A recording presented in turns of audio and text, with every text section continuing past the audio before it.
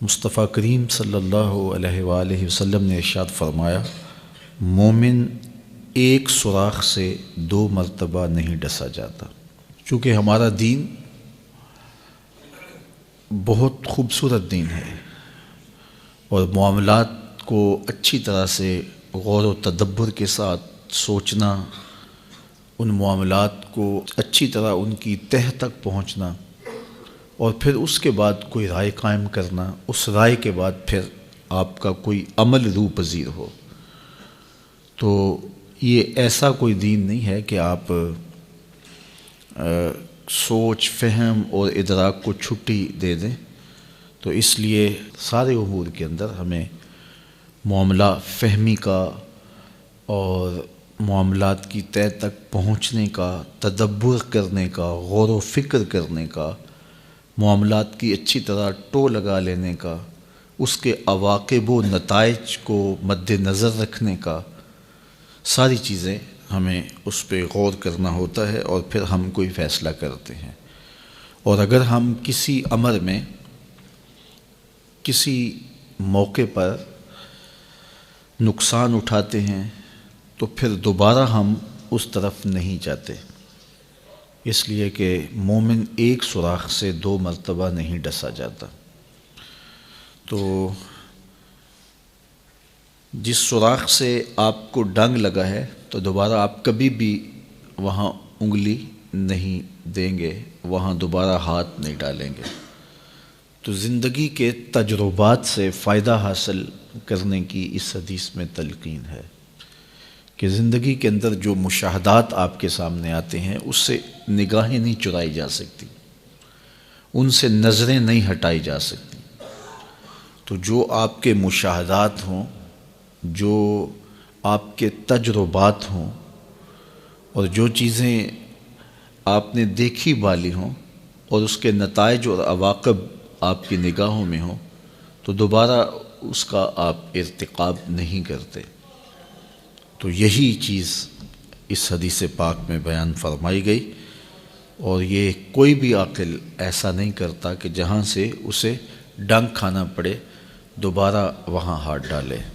تو یہ مومن کا انتہائی محتاط رویہ ہے جس کی نشاندہی کی گئی ہے کہ وہ معاملات کے اندر کس قدر محتاط ہوتا ہے اور اپنے طرز زندگی کو کس قدر منظم اور مرتب رکھتا ہے۔ نبی اکرم صلی اللہ علیہ وآلہ وسلم کا فرمان ہے، یہ مسلم نے کتاب الایمان میں روایت کیا، امام ترمذی نے بھی اس کو روایت کیا حضرت عبداللہ ابن عباس رضی اللہ تعالیٰ عنہ سے۔ حدیث تو طویل ہے۔ ایک وفد حضور کی خدمت میں آیا تھا، تو اس وفد کی اچھی خصلتوں کو دیکھ کر کے حضور نے ان کی تعریف فرمائی تھی۔ کہا کہ اب یہ وفد عبد القیس جو آیا ہے ان کے اندر 2 خصلتیں ہیں جو اللہ اور اس کے رسول کو بہت پسند ہیں۔ 2 خصلتیں اللہ کو بھی پسند ہیں، اس کے رسول کو بھی پسند ہیں۔ وہ 2 خصلتیں کون ہیں؟ الحلم والانات، ایک بردباری اور ایک معاملات کی چھان بین، سمجھداری اور اچھے انداز سے اس کی دیکھ بھال اور سوچ سمجھ اور تدبیر۔ تو کہا یہ وہ جو چیزیں ہیں 2، یہ اللہ کو بھی بڑی محبوب ہیں، اللہ کے رسول کو بھی بہت زیادہ محبوب ہیں۔ حضرت سہل بن سعد الساعدی رضی اللہ تعالی عنہ سے مروی ایک روایت ہے، رسول کریم صلی اللہ علیہ وآلہ وسلم نے ارشاد فرمایا کہ معاملے کو سمجھ کے تسلی بخش نتیجے تک پہنچنے کے بعد اس کام کو کرنا، سوچ و بچار کرنا، اس کی تدبیر کرنا، اس کے عواقب و نتائج کو دیکھنا، یہ اللہ کی طرف سے کسی شخص کو عطا ہوتی ہے۔ والعجلۃ من الشیطان، اور جو عجلت ہوتی ہے یہ شیطان کی طرف سے ہوتی ہے۔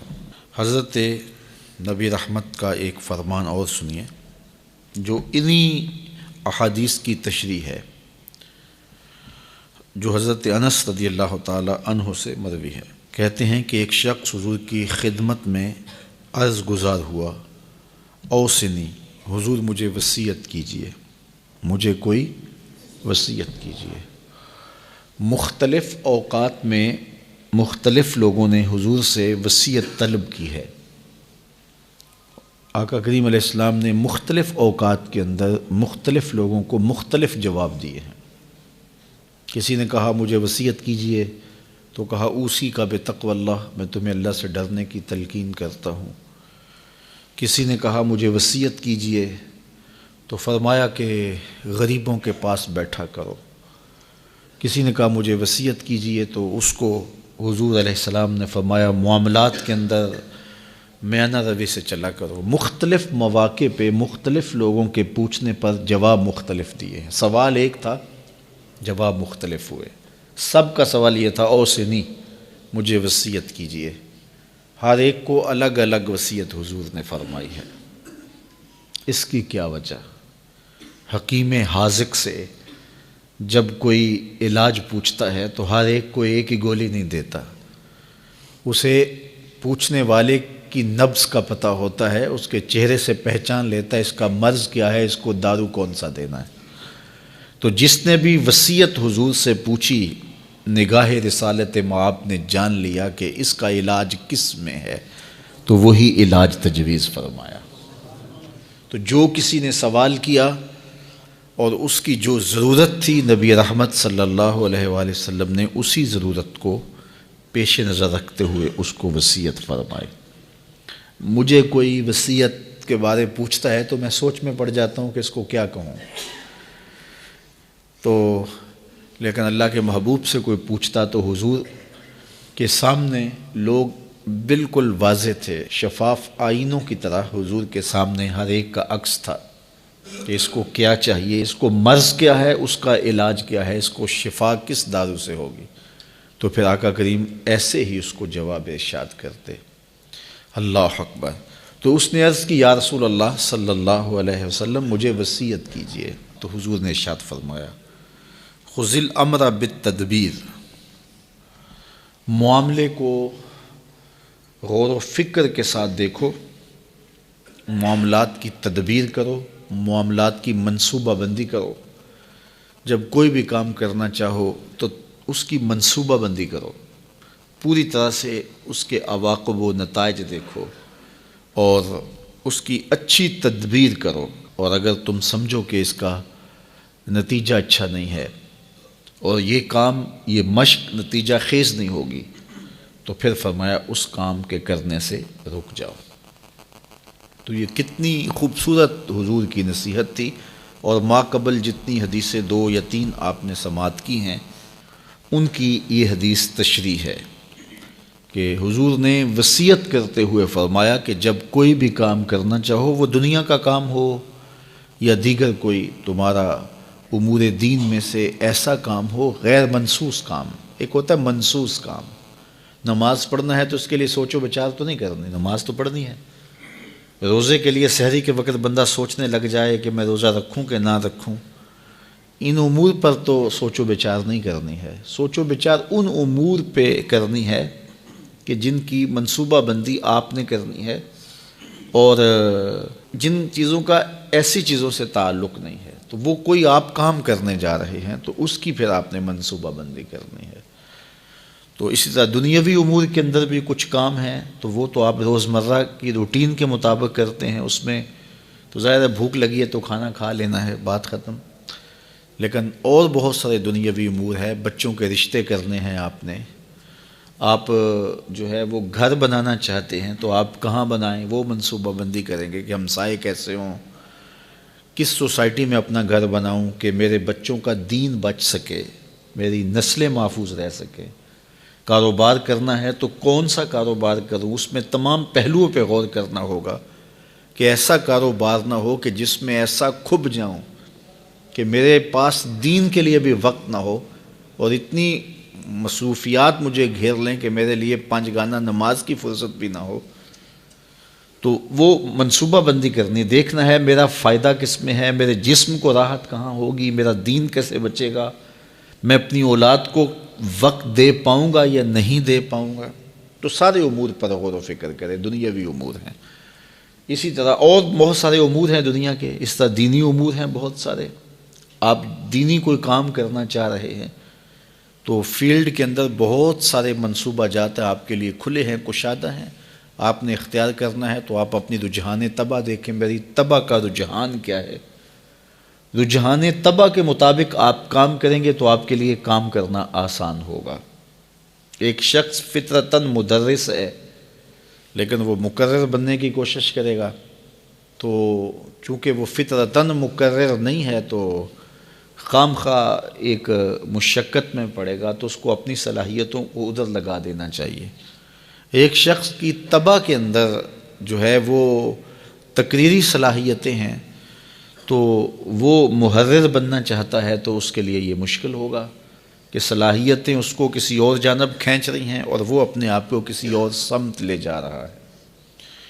اسی طرح مختلف امور ہیں جو اپنی طبع کو دیکھے، پھر دیکھے کہ مختلف امور ہیں، اس وقت حالات کا تقاضا کیا ہے، اس وقت امت کو سب سے زیادہ ضرورت کس چیز کی ہے۔ دیکھیے یہ کام بھی دین کا ہے، یہ کام بھی دین کا ہے، یہ کام بھی دین کا ہے۔ اب ان تینوں میں سے میں کون سا کام آسانی سے کر سکتا ہوں، مجھے پہلے تو اس کی ترجیح اختیار کرنی چاہیے۔ اس کے بعد ان تین کاموں میں سے اب یہ جو کام میں نے اختیار کیا ہے یا میں تینوں ہی کر سکتا ہوں، تو اس میں سے میں کس کو اختیار کروں؟ تو میں اس کو اختیار کروں گا جس کی امت کو ضرورت زیادہ ہوگی، جس کی قوم کو ضرورت زیادہ ہوگی۔ اور اسی طرح پھر آگے اس کا جو طریقہ کار ہے وہ کیا ہوگا، تو اس کا کچھ تو حدود اور قیود شریعت اسلامیہ کی جانب سے متعین ہیں، آپ اس سے انحراف نہیں کر پائیں گے، لیکن کچھ چیزوں کے بارے میں آپ کو اختیار دیا گیا ہے، تو اس میں آپ اپنے اختیار کو کیسے استعمال کرتے ہیں، یہی آپ کی دانائی ہے، یہی آپ کی حکمت عملی ہے۔ تو وہی حکمت عملی آپ کی کامیابی کی ضمانت بنتی ہے۔ اور اسی طرح دیگر امور ہیں زندگی کے، اس میں تو یہ ساری چیزیں یہ دین سے ہیں۔ ایسا نہیں ہے کہ جدھر میں نے منہ اٹھا لیا اور ادھر میں چل پڑا، ایسا نہیں ہے، بلکہ مجھے اپنے معاملات کو مکمل تدبیر کے ساتھ، مکمل منصوبہ بندی کے ساتھ اپنے کاموں کا کوئی رخ متعین کرنا ہوگا، کوئی ترجیحات طے کرنی پڑیں گی۔ پھر ان ترجیحات پر مجھے چلنے کے لیے دیکھنا ہوگا میسر وسائل کیا ہیں اور امت کی ضروریات کیا ہیں، پھر اس کے مطابق میں چلوں گا۔ اسی طرح گھریلو زندگی کے اندر ہے، اسی طرح آپ کی کاروباری زندگی کے اندر ہے۔ بہت سارے لوگ ایسے ہوتے ہیں کہ ان کے پاس راس المال بہت تھوڑا ہوتا ہے، اتنا بڑا کاروبار شروع کر لیتے ہیں کہ پھر قرض اٹھانا شروع کر دیتے ہیں اور قرض میں جکڑے جاتے ہیں۔ تو وہ کہتے ہیں جی میں نے تو جو کاروبار کیا ہے مجھے راس ہی نہیں آیا۔ میاں تم نے پہلے سوچا سمجھا ہی نہیں ہے، پہلے تم نے دیکھا ہوتا کہ میری چادر کتنی بڑی ہے اور میں نے پاؤں کتنے پھیلانے ہیں۔ تو نے چادر سے زیادہ پاؤں پھیلا لیے، اس لیے تو پریشان ہوا، تو تجھے چاہیے تھا کہ اس چادر کے مطابق پاؤں پھیلاتا۔ تو جو میسر وسائل ہیں اس کے پاس، تو ان وسائل کے مطابق جو میسر صلاحیتیں ہیں ان صلاحیتوں کے مطابق، تو یہ حکمت دین ہے۔ اور اللہ کے محبوب علیہ السلام نے ہمیں جو دین دیا ہے، تو اس دین میں ہم یہ سب کچھ سیکھنے کو ملتا ہے۔ عبادات کے مجموعے کا نام ہی دین نہیں ہے کہ سجدہ ایسے کرنا ہے، رکوع ایسے کرنا ہے، قیام ایسے کرنا ہے، بس یہی دین نہیں ہے۔ باقی ادیان میں تھا کہ کچھ امور تھے، لیکن اسلام مکمل ضابطہ حیات ہے۔ ماں کی گود سے لے کر، پیدا ہونے سے لے کر لحد میں اترنے تک کوئی ایک لمحہ بھی ایسا نہیں ہے جس لمحے میں اسلام ہمیں رہنمائی نہیں دیتا ہے، ایک ایک لمحے میں ہمیں رہنمائی دیتا ہے۔ تو آقا کریم علیہ السلام سے جب اس نے پوچھا تو ظاہر ہے حضور نے اس کے حال کے مطابق اس کو جواب دیا۔ دیکھیے حضرت ابوبکر صدیق رضی اللہ تعالیٰ عنہ سارا مال لے آئے نا حضور کی خدمت میں، پیش کر دیا، تو حضور نے ان سے وصول کر لیا۔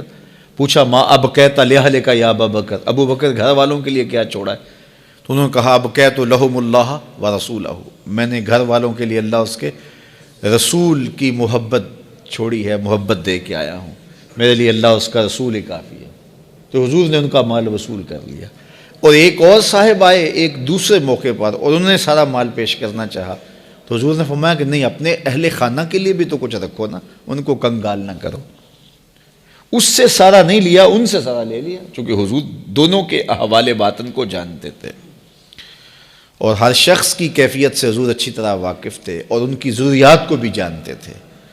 اس لیے اللہ کے محبوب علیہ السلام نے دونوں لوگ ایک ہی عمل کر رہے ہیں لیکن ایک سے حضور قبول کر رہے ہیں، دوسرے سے قبول نہیں کر رہے۔ تو یہ ساری چیزیں ہیں، یہ حکمت ہے، یہ دانائی ہے، اور نبی کا منصب ہی یہ ہے، یعلمہم الکتاب والحکمہ ویزکیہم۔ نبی حکمت اور کتاب سکھاتا ہے اور پھر تزکیہ باطن کرتا ہے، تو یہ نبی کے منصب میں سے ہے۔ تو اس نے کہا حضور مجھے وصیت کیجئے، تو فرمایا کہ جب تم کوئی کام کرنا چاہو تو اس کی باقاعدہ منصوبہ بندی کرو۔